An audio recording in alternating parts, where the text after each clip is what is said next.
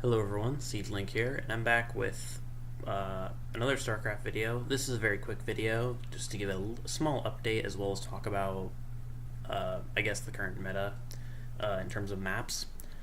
Um, I've watched I've joined a Discord server of a popular YouTuber, and another person there also has a YouTube channel, and what he does is he looks over replays and kind of talks about them.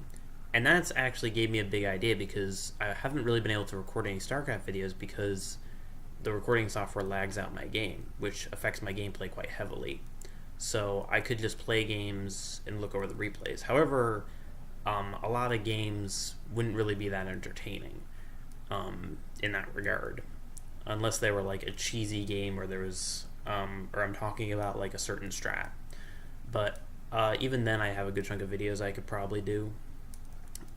I've got a lot going on right now in my life, but so trying to find areas where I can record is a bit hard, especially since currently it's January, late January. So it's also been we've had record colds, at least where I live in this past year. So it's really hard actually playing games in general when your hands are constantly shivering. So I'm going to talk about mainly the maps, because this is the first ever time that I haven't seen these ladder maps before going in game. So the maps that are still here from the last group of maps are Catalyst, which is my personal favorite map before this. Black Pink, which was my fourth one. I didn't end up vetoing this. This I didn't veto at first, but I did eventually, which is Neon Violet Square. This map is similar to Abyssal Reef, except with the third base instead of the main base. It's very easy to defend drops in this one, and that's why I vetoed that. I'm going to talk about these new maps, though. The new maps are these four. I don't know how to pronounce this one. This one's Acid Planet, Eastwatch, and Backwater, and a Biogenesis, I guess. It looks similar to another map in this map pool. I'm going to talk about my vetoes and what I like and dislike about each map. This one, the only reason that this map is vetoed is because there's no area to jump up with Reapers, and I've been using a Reaper build that early on. I might show it off in another video, that it's very, very good, and I've got a lot of positive results with it, so in both TVT as well as TVP, is pretty much my go-to build, so I veto that for that reason. Black Pink, honestly, the fact that this is vetoed really does show how good the map pool is, because this map is not a horrible map, but it's not, amazing either. There's a little lower area here, so attacking into someone, especially in TVT with siege tanks, is very easy. You can siege up a third base on this map very easily. This map, you can get to the main base and second base and third base very easily. You can't drop into this pocket third base unless you fly over the natural or over the main base. So dropping is a bit hard in that map. And yeah, that's it for my personal vetoes. This is a map that I like. There's a Reaper area to jump up right here.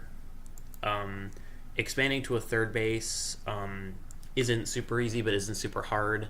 The map is very basic, and overall I just like it. It's short, so it's not a massive map like Ascension to Ire, which was heavily Zerg favored in my opinion because of how open and big it was and how long it took for Terrans to get across the map. So this map at first I didn't like the looks of, but looking more and more at the areas where there are destructible rocks, it might turn into my favorite ladder map ever.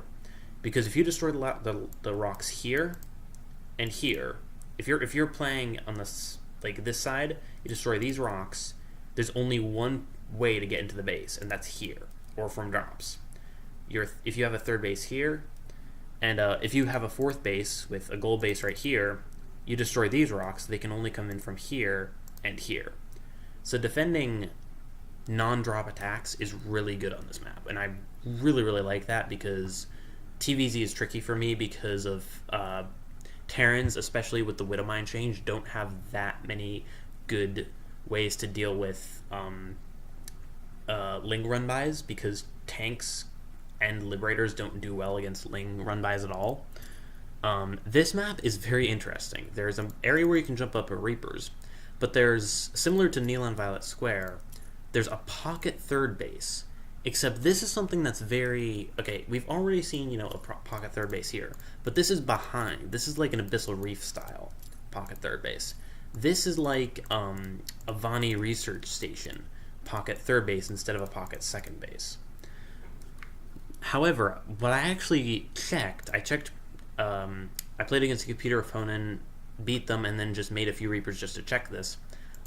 There's a little area here where you can jump into the third base with Reapers, which is very unique.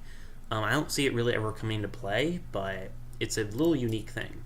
This map I like the looks of, but I haven't played it enough to really give a big impact. But I like it similar to Catalyst. It's a small map, so rushes are very good.